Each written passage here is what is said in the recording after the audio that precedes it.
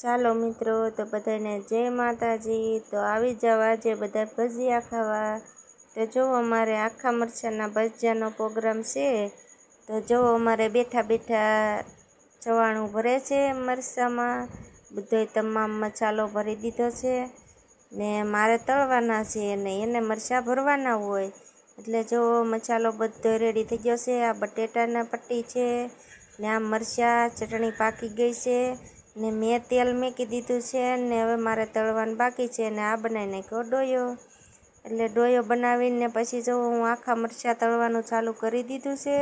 મસ્ત મજાના આખા મરચાંના ભજીયા બનાવ્યા છે, કારણ કે વરસાદ હોય એટલે ભજીયા ગરમે ગરમ ખાવાના હોય, એટલે જો આપણે પેટ છેલ્લા સાંજે બનાવી નાખ્યા છે ભજીયા આખા મરચાંના ડુંગળીના ને।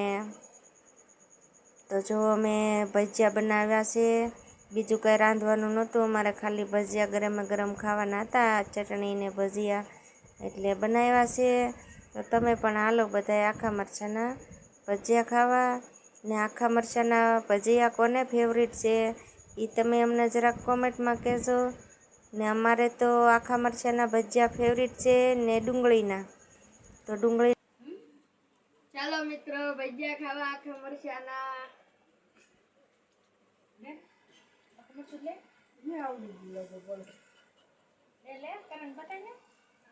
હા મિત્રો, તો જો અમારા મમ્મી ભજીયા બનાવીને ખાશે આખા ઓલા મરચાંના।